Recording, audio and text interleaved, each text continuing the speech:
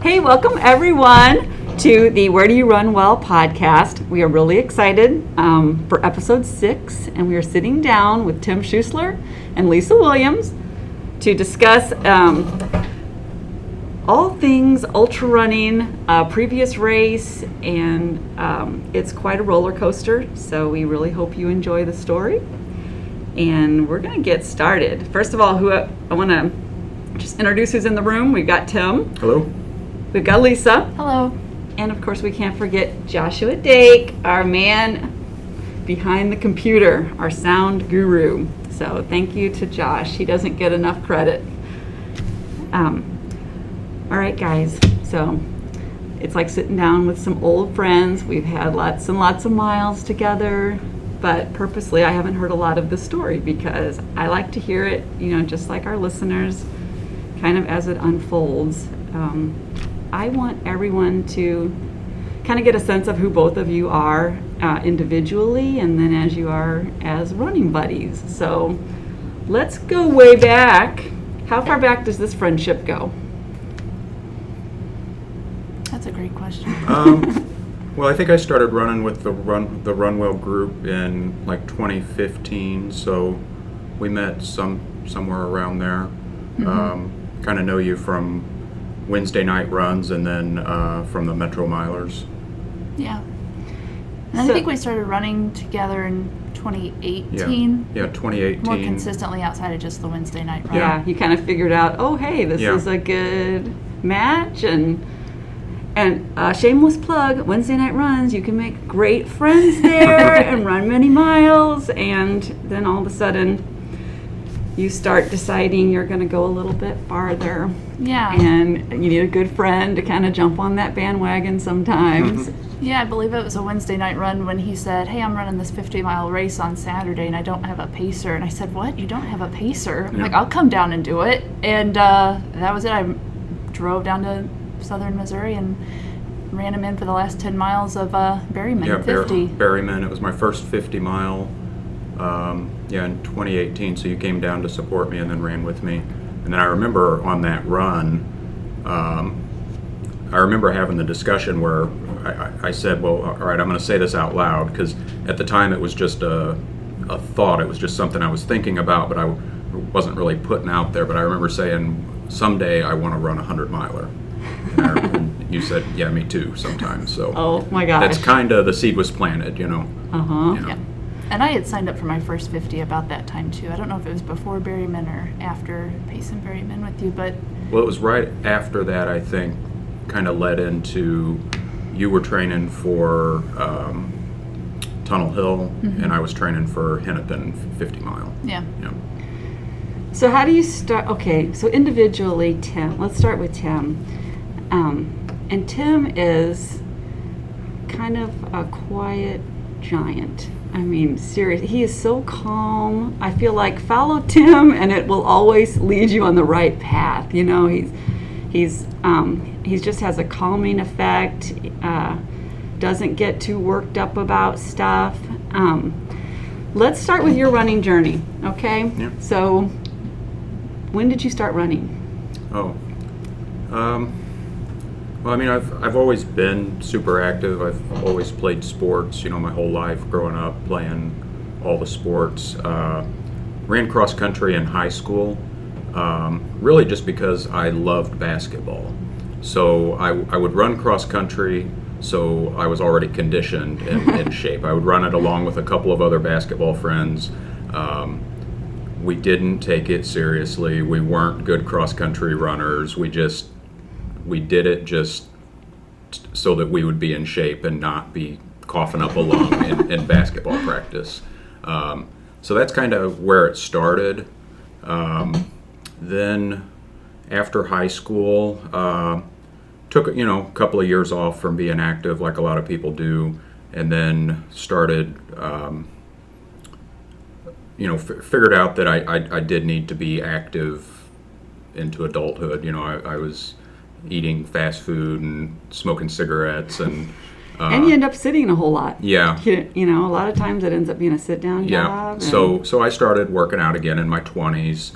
A lot of gym time on the stationary bike, and then just running occasionally. But I would run not in the winter. I would run in the summer and maybe 3 miles at a time, never anything more than that. And it was just off and on. It wasn't consistent. So there wasn't this love, this passion for running, really. It was oh, hey, I'm going to eat these foods, and I know I need to care about my heart a little bit. Yeah, I knew that it kept me in, running was really effective. It kept me in good shape. It seemed like more than anything else. But no, I didn't have like a real passion for running at the time. It was just something you do to work out, And I would run maybe, I might do like a charity 5K once a year or twice a year. That was about it, through my 20s and through a lot of my 30s. Yeah. All right. So then let's fast forward to a time when you showed up at a little store called RunWell. Yeah. So I was actually riding my bike a lot at the time. I was a cyclist, and that was kind of my main sport, and I would just do running on the side. So 2015, I was going through a divorce. I moved to an apartment here on Main Street, and I was just looking for a group. I kind of thought that maybe it would be a cycling group, and saw online that there's a running store just right up the road, and the Wednesday night beer Wednesdays is what finally got me up here. Yeah. We'll rope you in with some Run Drink Wednesday. So that's two things I like. So yeah, that's kind of how it started with the whole RunWell group. Awesome.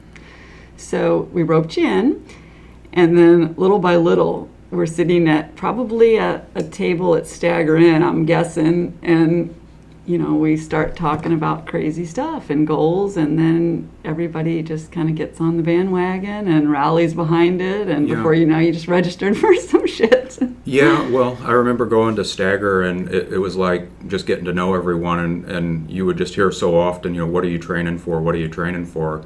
And it was like, well, I wasn't training for anything, and I really didn't have any plans to train for anything.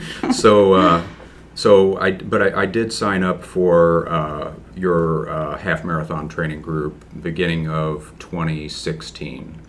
I remember it well. So that was the Go St. Louis Marathon. That was my very first half marathon. Awesome. Yeah. All right, we got to switch it. We got to talk to Lisa now. So we're going to get to know Lisa. And so and this is just my opinion, but I feel like Lisa brings the fun, the spontaneity. You never know what she might say that's going to come out of her mouth. Don't know what you're talking about. So, yeah, we might have to censor this later. Who knows? Normally, we just kind of let it roll, very little editing, but, Lisa's here, so no, I'm just kidding. So, Lisa, take us through your running journey. How long have you been running? How did it start? Actually, pretty similar to Tim. I've always been active, playing sports from like 3rd grade on. But I grew up in a big basketball town, so again, it was basketball. The cross-country coach convinced me to run cross-country, and I oh my gosh, strictly did it to stay in shape for basketball. You too? Seriously? Uh-huh. And again, I didn't take it serious my freshman year at all. It was strictly just running to stay in shape for basketball. But in the end, I ended up not playing basketball all 4 years of high school and running cross-country all 4 years because I did really enjoy it, and we had a good cross-country team. But then, college and grad school happened, and I worked out some, like you said, like at home or going to the gym some, but really didn't work out much, especially during grad school. It was 7 days a week between working and practicum hours and writing papers and things like that. So which the running probably would have helped a lot with the stress therapy. Probably. Looking back, Probably yeah. So. Uh-huh. But the time was really the issue. So then a couple years after grad school, I was like, I really got to get back into doing something consistently. And I did start going to the gym. And then I had a very good friend, Amanda, who lived in Murray, Kentucky. We've known each other since junior high. Said, hey, Murray is having their first half marathon. You should, or I just ran the St. Jude Marathon, and Murray's going to have theirs. You should come run it. And I said, a half marathon. I was like, absolutely not. that is insanity to run 13 miles. And it took her a year to convince me to run a half marathon. So I had started running some. I think I did a 5K in that year. So I finally decided, it was Christmas break the next year when I saw her again, that she talked me into it, and I said, okay, fine, but if I'm going to do this, I'm not going to suck at it. And I found a training plan and trained for that marathon, or half marathon, and it was in March of that year, and it was like high 30s, low 40s, and drizzling rain the whole time, and it was absolutely miserable. And I remember crossing the finish line, and every muscle in my legs hurt in a way that I have never known before.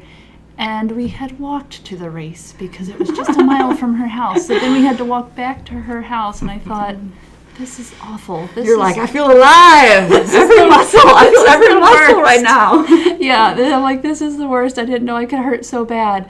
And for whatever reason, I shortly signed up for the Mocabell half marathon. That was in October of that year, and then the St. Jude half in December of that year. So I went from 0 to 3 half marathons in 1 year.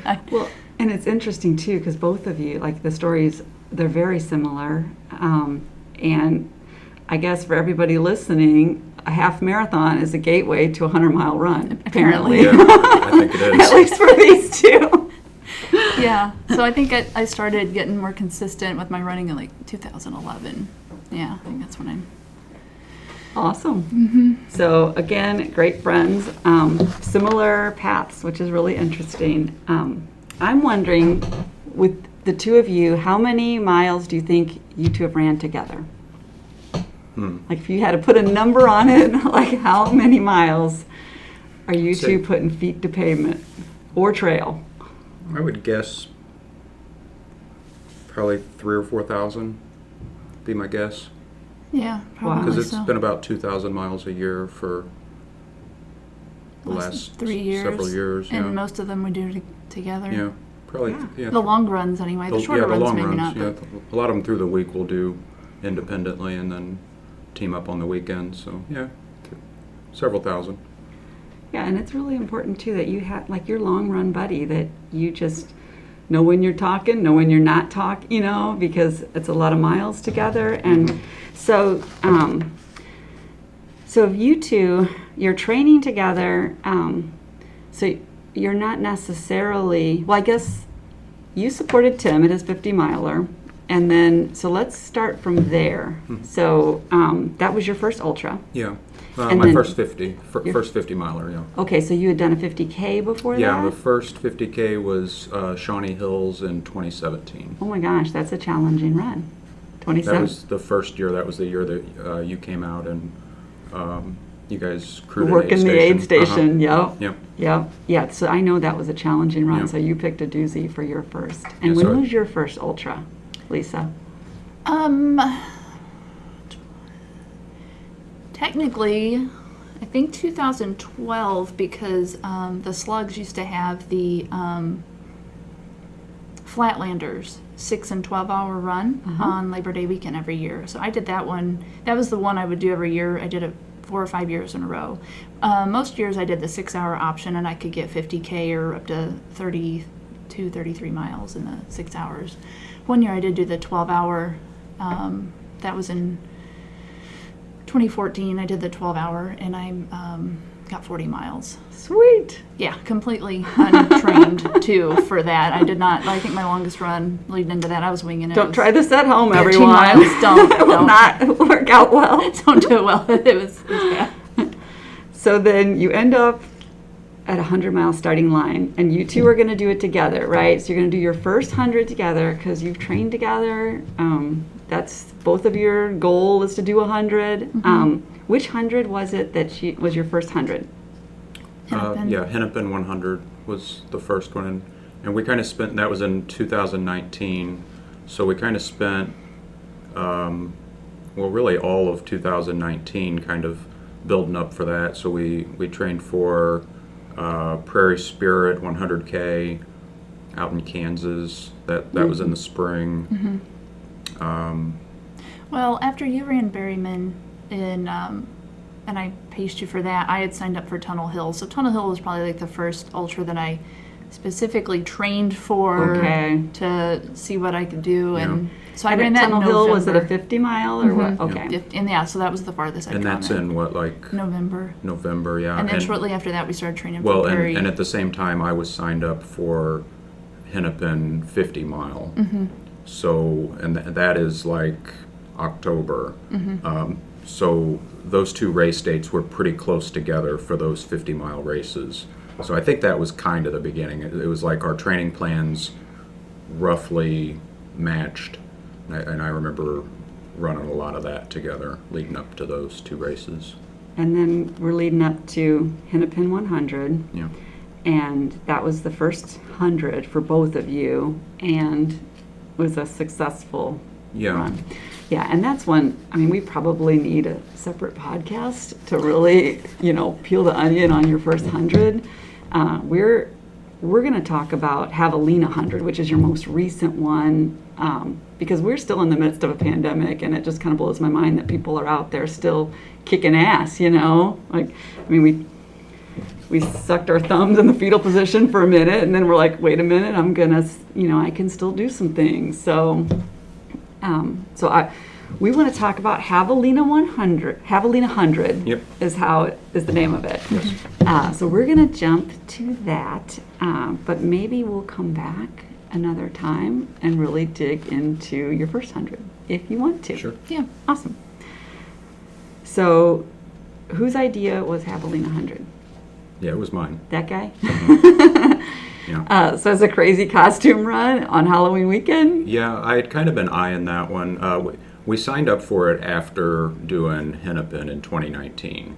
So we were supposed to do Javelina in 2020. But then because of the pandemic and everything, so we had some races lined up to train to get us to Javelina in 2020. And those were canceled.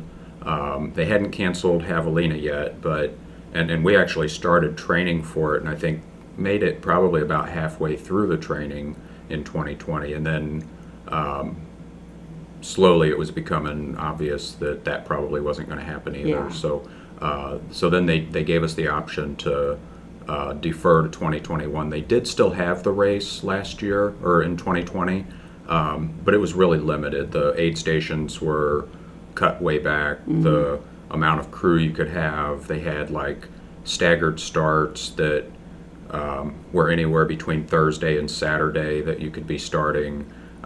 So you could really be alone a Yeah. lot of And the start miles. times were between 8 a.m. and 6 p.m. So you didn't know what you didn't time know when might you were start starting throughout or the even day. what day. Well, and so you two, if you're wanting to run it together, not necessarily would it even be starting we together? we didn't know. Yeah. And it We just didn't seemed like everything that made Javelina seemed like an attractive race was kind of taken out of it that year. So we went ahead and deferred to 2021. So Well, and that probably makes sense too, because we're all going through personal things as well in 2020. Yeah. We have jobs and families. And Yeah, my job was flipped upside down Yeah. after the pandemic started. I got pulled from my normal work. I work in a hospital, and then I got pulled to work in the emergency room that runs 24 hours a day. Yeah. So I was doing day shifts and night shifts and mid shifts and trying to get off work at 7 a.m. after doing 12 hours and go and run 20 miles. Like, Right. it, It just wasn't working out, and you I guys was- kind of just saw that. it was a relief I was when struggling. they gave us the option to defer, considering everything. It was a relief to be able to do it. Yeah, it sounds like it just made sense. Mhm. And instead of trying to force it, which may not have worked out very well, because you really have to be mentally present for something like that. So you get to do your crazy 100-mile costume run, which I guess people are really wearing costumes. Yeah, they do. I mean, Javelina just looked like. It's like just this big party in the desert, and it's always right around Halloween. So a lot of people do wear costumes during the race. We didn't, but you see a lot of stuff during the race. There's just a lot going on. It's a big race. There's it's like 500 people in the 100-mile, and Nice. just real high energy. And the aid stations are really fun. Just out in the middle of the desert, and there's like a disco ball, and there's music and people dancing, and it just looked like a fun race. And it's in the desert, and I just really I like the desert landscape, you know. Oh yeah, yeah, something completely different Mm-hmm. than what we're used to here in the Midwest, for sure. So you're at the starting line, and how are you feeling? Confident, nervous? I was feeling pretty good. The thing is, we there was a long line for getting parked and dropped off, so Yeah. we had to ditch our crew and just hop out of the car and get up to the start. And we had left in what we thought was plenty of time. That but was nerve-wracking. It was a little nerve-wracking. Yeah, sitting there in this traffic jam of hundreds of cars trying to get in and get parked, you know, and it was just right up It was until, like miles of cars. you know, maybe finally, maybe 15 or 20 minutes before the start, we had to just get out and walk Yeah. up to the start. So we had been standing at the start line for about 1 minute yeah, we before the really start. didn't have too much time to. Which Which is I good. You don't have mean, time to think about it. Well, and like, how do you warm up for an ultra marathon anyway? You stand there, Yeah. you know, Yeah. basically, or maybe do a little bit of walking. Yeah. So But as long as you have time to go to the bathroom, and Mhm. but again, if the race started, I mean, you're fine to start when you start, Yeah. even if it's not right when they say start. It would be Right, fine. yeah, it's there true. there Yeah. was there were two waves. There was a sub 24 wave, and then like a 24-hour plus wave, and it was just you just self-seated yourself. Okay. So we went with the sub 24 group. We really didn't think that we would end up being under 24 hours. We thought it would be right around that, maybe just a little over, but we didn't want to get caught up in the conga line if we waited for the second group. So I think we started at 6 o'clock. Yeah. So with your training and everything, were you feeling pretty confident going into the race, or what? Like, yeah. so what's going through your mind? Because you do start to take inventory of, you know, this nagging whatever, and, you know, like sometimes you have something nagging you when you get to the starting line and you're hoping it doesn't. No, I felt Awesome. really good standing there. I mean, training went really well. You know, we completed all the runs on our training plan, and even a 50-mile overnight run, which yeah. felt great. Mhm. Like I wasn't tired at all that whole night. I just felt good. I had great Nice. energy. I was Yeah. like, this Love is it. awesome. I This didn't is going to have be good. nothing hurt. You know, it felt like a little bit of an advantage going into the second one. Just it wasn't so unknown. Right. So, But the terrain's going to be a little bit different, maybe Mm-hmm. a little bit, I mean, more challenging. It's a little more technical. yeah, I mean, it then- was. The heat Kinda was the big thing That, that yeah, we that really yeah. was the biggest concern, was the heat, and we knew that from reading race reports and from reading the race packet. That heat is really something you have to like take seriously in that race, and it seemed like the strategy needed to change a little bit compared to other races, where in other races you might do a lot of your running in the beginning and then do some of the walk-in at night. And this one, it seemed like it made sense to really try to slow down during the day when it was really hot. Okay, so let's start with the beginning of the day and let's really dig into the story, okay? Because it's 6 a.m., right? And this is when your race starts. And so you guys were just dropped off and you're walking up to the starting line. You have 1 minute. Starting gun goes off. And where's your crew? Where are you planning to see your friends at? And who's in your crew too? Well, so our crew consisted of David Dowd, who is excellent. David Dowd, Yep. shout out. David. Yeah, he flew in from Tulsa, Oklahoma to help. Aaron English, who is somebody I work with, also lives in my neighborhood, and we run together a lot. And she is, I really want to give props to her because she worked a full day on Friday, and then after work flew out to Arizona and drove up and was there Saturday morning to see us off, stayed up all day Saturday, all Saturday night. Literally she paced me some when she got done. She went straight from the finish line to her rental car to drive straight to the airport to fly and get back Sunday afternoon so she could go trick-or-treating with her children. Like, she was a That champ. is a Yeah. good friend. She did her own ultra that Way to weekend, go, for Erin. sure. Yep. Yeah. And then my husband, Dave, was there as well. Awesome. So the race course is 5 loops. So you only see your crew each time you come around to the start finish. Okay. They So don't- every 20 miles Yeah. or so. Yeah. Okay. The first loop is the longest loop. You do a little extra. It's just it's just a little different. It's like maybe 25 miles. Oh, I thought it was more like 22. Something Because like the that. other ones are 19. Okay. So the Gotcha. first loop is the bigger loop, and then after that it's just 19 miles. So we had a tent set up for them already. We'd set that up the day before. So they were there at the Javelina headquarters, is the start-finish area. So that's pretty sweet for a crew, though. Yeah. Because They there's didn't no have to go logistics. anywhere. They yeah. right. They're just kicking it, Uh-huh. waiting for you guys. Yeah. Right. I mean, there Nice. were logistics on our end because we flew out there, but we wanted to have a tent for them and chairs for Oh, them. gotcha. And Yeah. table to set up that stuff Yeah, because they are staying put, and we didn't. Can we you want them. check all this stuff on a plane? Right. Actually, yeah, you just, can. just getting all of And that if your there camping was a chairs are challenge. small enough, you can have them in your carry-on. I found out, but yeah, they're sitting out there with no shade, so they needed to have a tent. Sure. So yeah, we had set all that up the day before for them. So them not being right there when we headed out was fine because we had everything we needed while they parked the car. Yeah. Awesome. And off you go. So it's dark. Mm-hmm. You're heading off into the dark. Got your lights on. Yeah. And feeling good. Yeah. Awesome. Yeah, feeling good. It was, I mean, with like 500 runners, and I don't know how many were in the first wave. It seemed like it was a roughly half and half. Yeah. A couple hundred in our wave. So it, there was a lot of trail traffic. There was a lot of dust. It was, it took almost a whole loop really to space people out a little Sure. bit and, feel like you weren't running with someone right behind you and right in front of you. Yeah. Okay. Yeah, definitely the first 4 miles or so were a little congested. Congested, yeah, for sure. All right. So first loop. First loop. Things are going good? Yeah, Everybody feeling good? saw the sun come up. It was, I don't know, it was mid-50s probably when we started, maybe 60. Felt cool. First loop was good. Just everything going to plan. Good. Hitting our aid stations and refueling, and you could really feel the heat. Once the sun came up, I mean, you could feel it. I mean, out there in the desert, there's 0 trees, 0 shade. So, but it didn't feel hot. I mean, first loop really went pretty well. I felt like. All right. So you got 22-ish Yeah. miles Yeah. under your belt, and you see your friends. Yeah. All right. Yeah. Everybody's See our crew for the first time, smiles. Everybody's happy.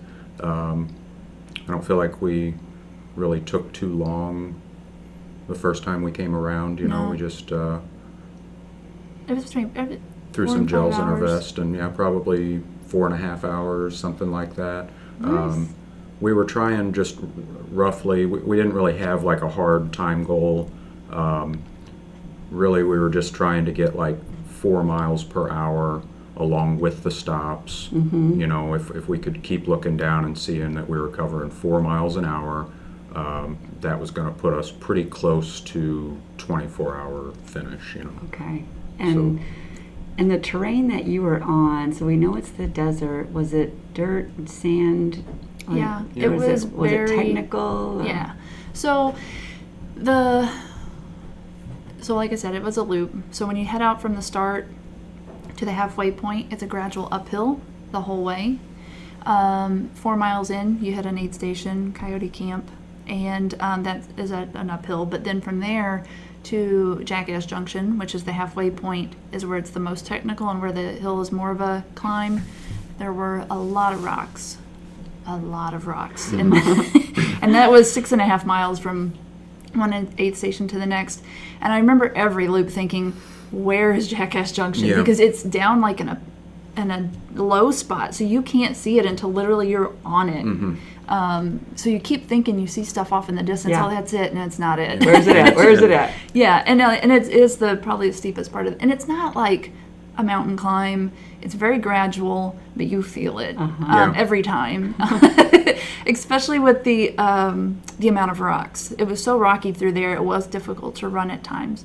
But then from Jackass Junction back to the start was a gradual downhill, which was nice. Nice. But there were like dried out creek beds and things you're crossing through that's very sandy and loose sand, like 3 and 4 inches of sand. So it's like kind of running on the beach as you're crossing some of those okay. things.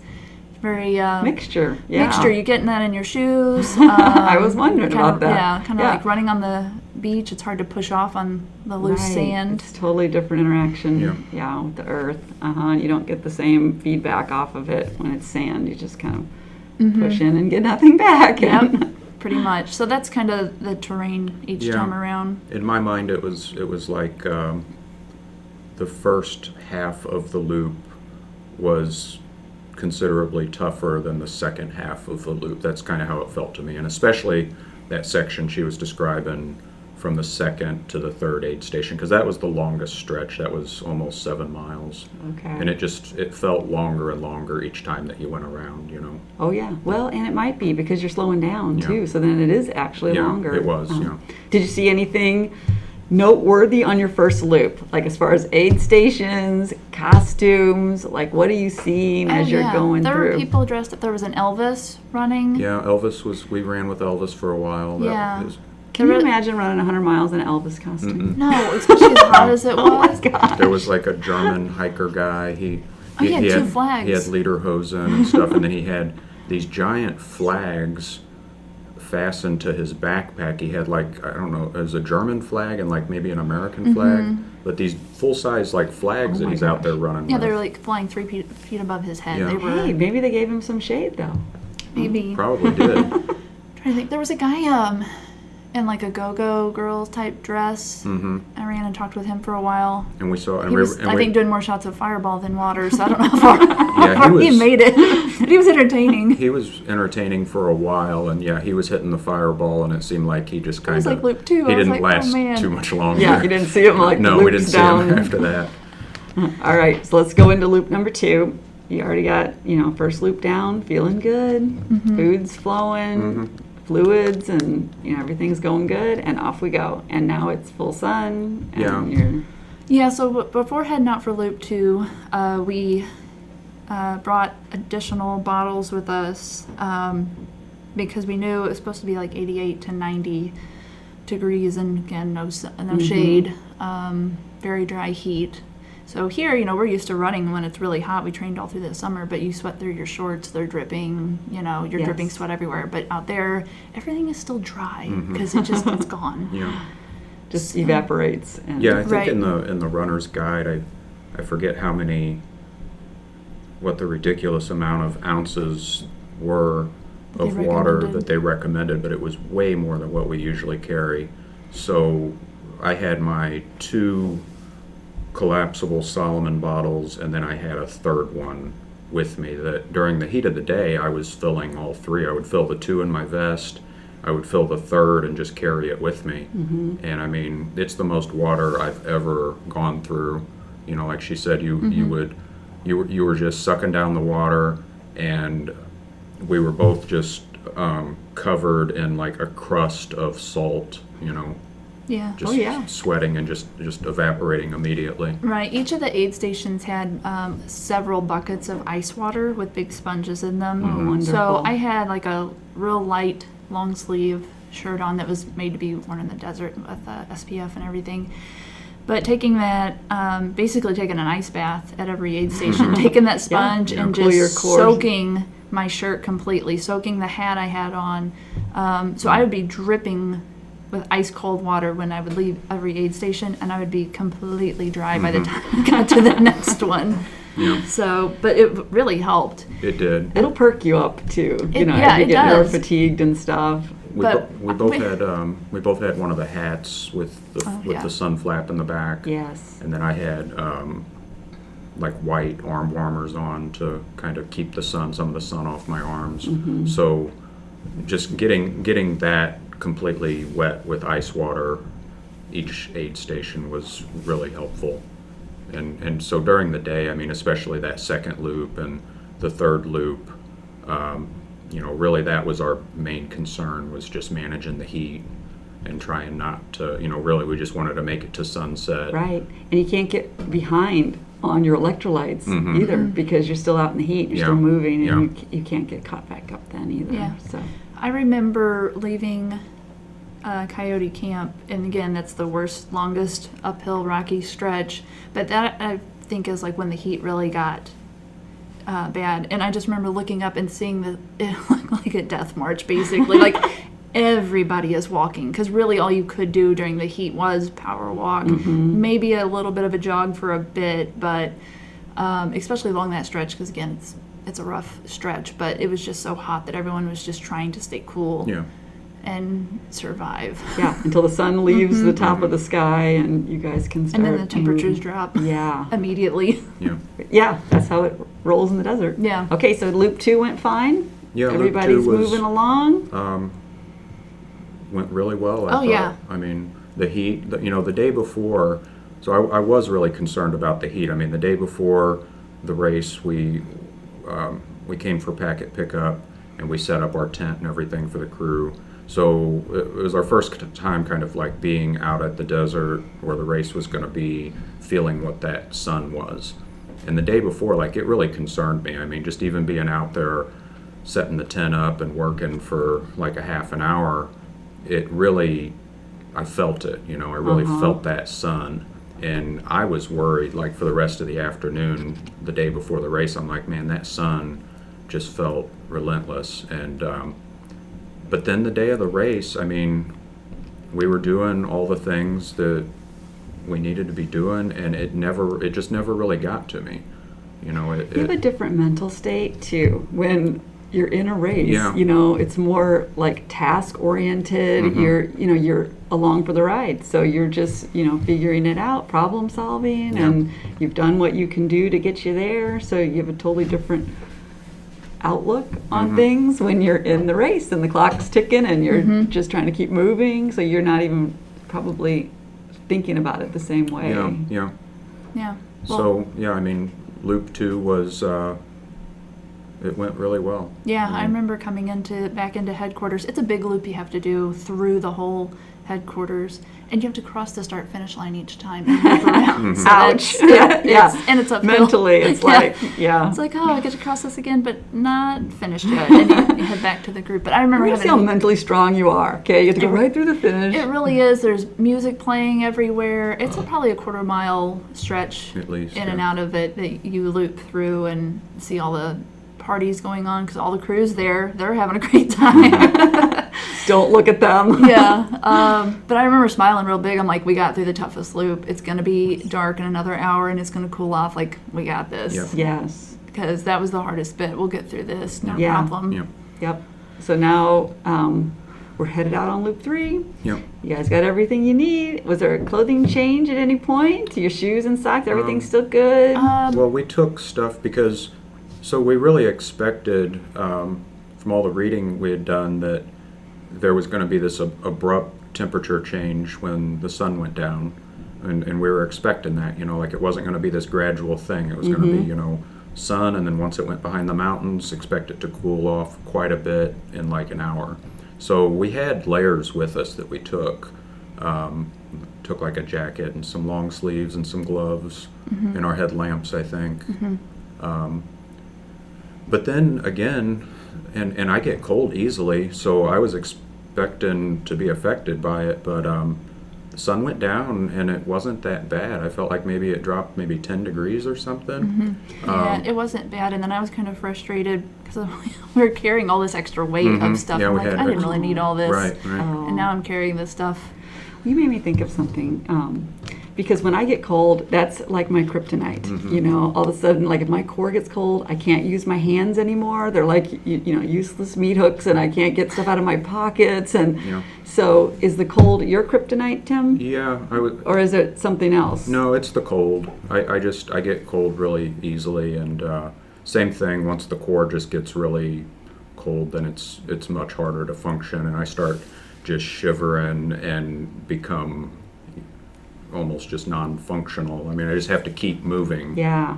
So especially if I'm, if I'm wet and cold, but Bad combination. But out there, I mean, we were used to training in the summer where around here you're just dripping with sweat, but out there it was the opposite. You were just dry. So I've never actually seen you drip with sweat. You're always cool as a cucumber. Okay, so does this guy even sweat? Lisa, what's your kryptonite?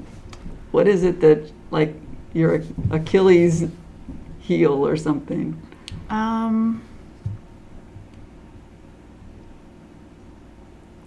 don't know. What do you think? Your blisters. I mean, I am very, very, very, very prone to blisters. No matter what I do.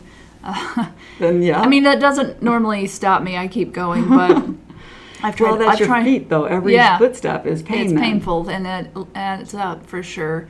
And I have tried every shoe. I have tried every sock. I have tried every goo, lube, powder, everything. Okay. So I'm very used to having just blisters on the sides and tops and of my toes. It's all on my toes normally. Okay. So not my heel or anything like that, but Well, I think taped it's them, I've interesting. done everything. Yeah, for everybody to know that we have our kryptonite. You know, there are things that we're Yeah. like, oh, I hope that is not a factor for me, because that is, you know, really like what would be the worst case scenario for me. So, so you're getting ready to go into the cold. You're carrying too many layers, you think? You have extra weight, you were saying. Yeah, I mean, we just Yeah. really didn't use them on the third loop. Like, I expected that when the sun went down, I was going to feel cold and I was going to want to stop and throw some layers on, and I didn't. Okay. Yeah, no, I we don't think you did finished either. the third loop wearing the same stuff, Still and I'm in, like, still well, in shorts. that kind of stinks that we wasted this energy carrying the weight of these things that we Right. didn't need anymore, Yeah. or at all. Better safe than sorry. Yeah, I mean, definitely. Yeah. It's always Yeah. better safe than sorry. Yeah. Okay, so we got 62-ish, somewhere like that. Yeah, so on the third loop, it was the third loop when things started to kind of change. You know, like I said, we had been keeping that 4 miles per hour pace, and even doing we were ahead of it a little bit. So I don't know what we had. Maybe we probably had 3 or 4 miles in the bank. And this is for a 24-hour cutoff, or what? 30 is a 30-hour. Well, the 30-hour cutoff for the race, but we were figuring 4 miles an hour to get us near a 24-hour finish. Okay. You know, All that's right. I'm just looking that's at the pace. So you're not really butting up against any time limits No. for the race itself. This is your goals that you're thinking of. Yeah. Okay. At that point, we were way ahead of any cutoff. Perfect. You know, and so I know we made it to 50 mile. I think we were feeling pretty good at 50. Yeah, Rattlesnake Ranch is the aid station right before you get back to headquarters. Yeah. And between there and headquarters, we met up with another runner.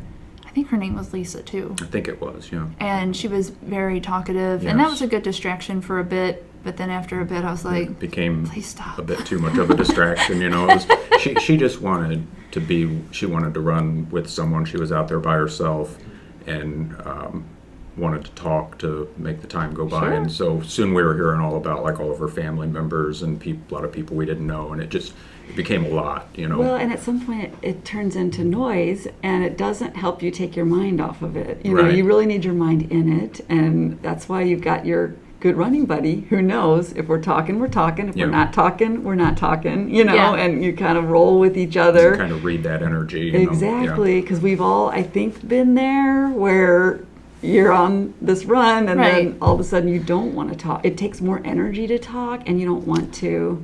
Right, because we'd been talking to people off and on throughout the day, and that had been fine. But then and it had been a back and forth conversation, whereas this was more of a one-sided Yeah. conversation. Right, talking at you, and Yeah. you just want quiet. You want your thoughts. You know, you're Yeah, trying and I to was process. trying to focus. So at that point, he got a little bit ahead of me, and we came in. He's like, "See ya, finish your pretty much conversation I with kept Lisa." ending up ahead. I kept pulling ahead, and I would kind of stop, and then I'd start pulling ahead, and that just kind of kept happening. Well, the thing we found in this race more than we've had before when we've ran together is he can walk so much faster than I can. And I am a power walker, but if I've been running and then I start walking, I don't think I keep my normal pace. But anyway, with him walking, and I would be walking too, and I'd be walking fast as I could, but he can walk faster than I can. So half the time I was running to keep up with his walking. Gotcha. So then there's a separation happening, but then Yeah. you're hanging back Yeah, to I was get your kind friend. of waiting, and it seemed like we kind of kept doing that between the last aid station and headquarters, maybe like in that last 5 miles. So I ended up coming into headquarters maybe, I don't know, maybe 10, 15 minutes ahead of her, something like that. And I was, this is all just happening in the moment, so I'm trying to understand like what is going on, because I didn't feel like I was pushing, but I kept kind of ending up in front. So I was starting to get a little concerned at that point, and I came into headquarters and saw our crew and talked with Dave and with David. Oh yeah, also at Rattlesnake Ranch, I had started to notice that I had not just blisters on my toes, which I'm completely used to and don't bother me, but I had a blister on the bottom of my left foot, on the ball of my foot. Oh gosh. So when I got to the Rattlesnake Ranch aid station, I asked, like, do you have any crew, like first aid people here, EMS people here that can like bandage a blister? And they're like, oh, they're not here right now, but they'll be here in 30 minutes. And I was like, I'm not sitting here for 30 minutes.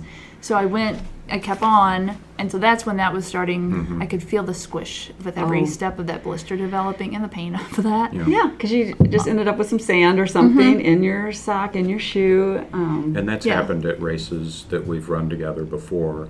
But it's Not this bad. Yeah, but this bad. So I was aware that she had a blister, and I remember coming into the aid station and telling Dave, get the stuff ready because she's coming in, she's got a blister, and so started to kind of have the discussion with the crew then about what to do, and I know that Dave suggested that I keep going, I keep pushing on. It kind of seemed like something was happening with our race at that point, and I didn't want to. So but I was thinking about it a little bit, but I didn't want to. Well, this is new territory because it's your running buddy, and you do all your miles together. And this is your goal that you're going to do together. Yeah. And so now you're having to make a decision. We train for these races together, but as it's turned out, all of these races that we've trained for together, we've also run together. So this was a new thing, like for us not to run the whole thing and finish the race together. And trying to navigate it mid-race when you're both tired, stuff's starting to hurt, you know, your brain goes to weird places, and you're like, what should I do? Yeah. So because if you wait, then that puts more pressure on Lisa, potentially. Yeah. And we've always had an agreement that, if the wheels fall off, like, you're going to tell the other person to go, and then if the other person sees the wheels falling off, that you got to go.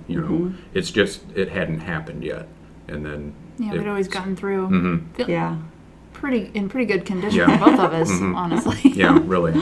So well, and also when you do most of your long miles together, then that's a whole different element to go off into the night by yourself too. Yeah, for sure. I mean, just having a training partner, having someone to talk to when times get tough is comforting, Right. And even if you're not talking, if they're just there next to you, right in front of you, right behind you, just that's comforting as well.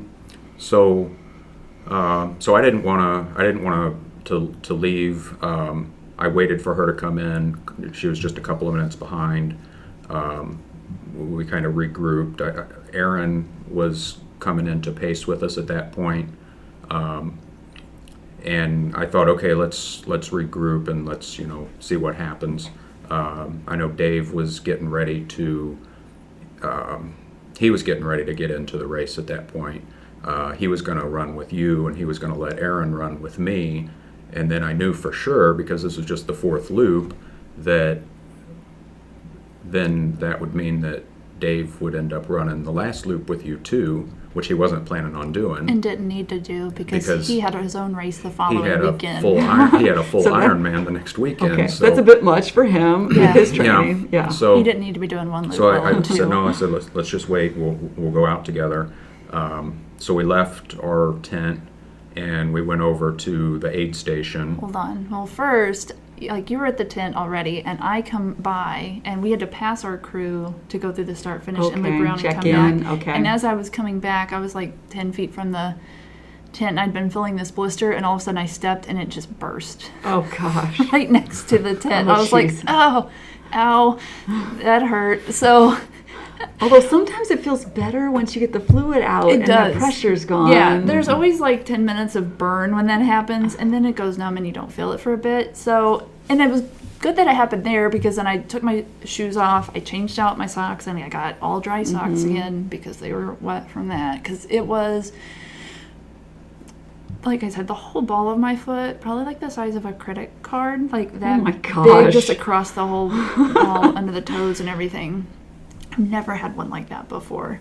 But got it patched up, and then, yeah, we started to head out. We got to the other side of headquarters where the aid station was, and I was trying to put a gel down and eat a chunk of potato at the same time, and I gagged.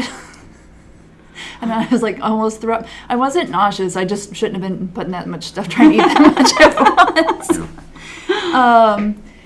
But then we got over to that side. I'd been hot coming in, and I was still wearing the same. Oh, I even put on a lighter shirt because I was hot coming in. And here it is, the middle of the night now. And then we got over to the aid station on the other side of headquarters. It was a little higher up, and the wind was blowing. Then I got cold.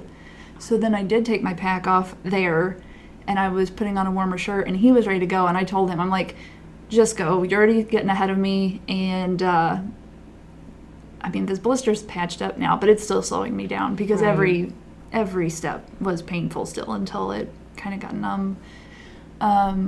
And he's like, are you sure? And I'm like, yes, please go, because I'm going to go ahead and get back into warmer stuff now, because apparently now I'm cold, even though it's Right. been 10 minutes time that has passed. And anyway, so he set out Yep. from there, and then Aaron stayed back. Yeah. So did you have You a went with pacer, me? or No. you went by yourself? Yeah, I went at by that point? myself. Uh-huh. Okay. Yeah. Well, off you go then. Yep. So I was, off on my fourth loop then. Okay. Yeah. And you head out at night, and what are you thinking? Well, I went out. One of the first things I did was called Justin. So I knew that Justin Galbraith was back here running the Ozark 100. Yeah, and for everyone who's listening, he was our podcast episode 5, and you'll remember him talking about when he called them during his Yeah. race. Yeah, so we had an agreement. We knew that we'd be running these races at the same time, and we were gonna call each other at mile 60 or mile 80 or whatever, and just check in and see how it was going. So I had reception. I was surprised that he did, but he did, and so we talked for a couple of minutes, and I was feeling good. I mean, I felt like things were still working well for me. I was still able to Moving run forward. pretty well. Nothing was hurting. Food was still going down. I was just, off on my own. So Are there any other runners around you at No. all, or you're just pretty much pretty much you, at your that point, headlight? it was very spread out. So Okay. you weren't really seeing people too often. Mm-hmm. I thought that I had my headphones with me, and then I got out there to turn them on and realized that I left them back. Damn. Yeah, so that was a big bummer. Yeah. To realize that I didn't have music with me, but I took off. I was feeling okay, and then I made it to the first aid station, really without much of a problem, and then after that long stretch that we were talking about on the way out to Jackass, that's when things started kind of going downhill for me. So I was just getting tired at that point. I was just tired. I was just sleepy tired, I mean, I was physically tired and everything, but I was sleepy tired.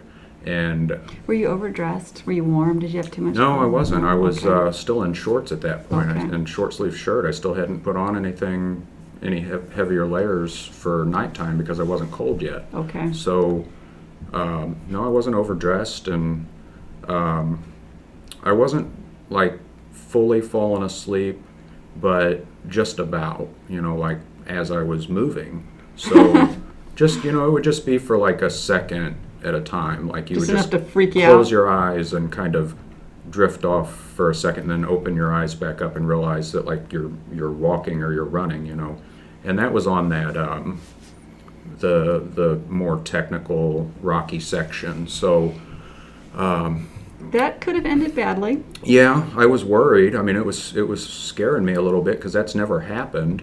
Well, usually you got this one over here, like probably chatting you up. Yeah. And you know, it's something I thought about after the race that normally on these overnight runs that I'll do, I'll usually have some kind of caffeine at night. Like I'll have a part of a Red Bull or a couple sips of coffee or something like that, which I didn't have or I didn't do at this race. So it's like the only thing I can think of, because I got decent sleep the night before, but I battled it for a couple of hours, you know, probably 7 or 8 miles, where just felt like I was kind of just walking around drunk or something out on the course, you know, and just my footing was weird, my feet were landing weird, and I was concerned with falling, you know, and came into one of the aid stations,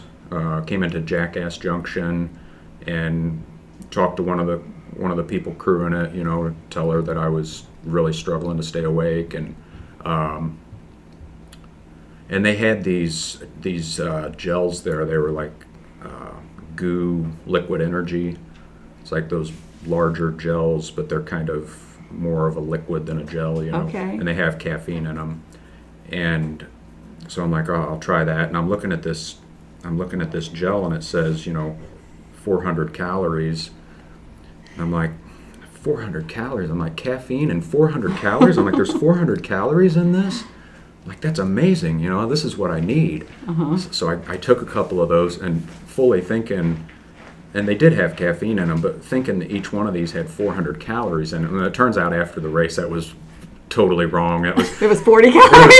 it was like 400 kilocalories. I think it ended up being, I don't know, maybe 100 actual calories, you know. But I just saw the 400 on there, and but it was like the placebo effect. And oh yeah, you're like, this is what I need. I got all this food. So, yeah, I mean it was my low point of the race was that fourth loop, and with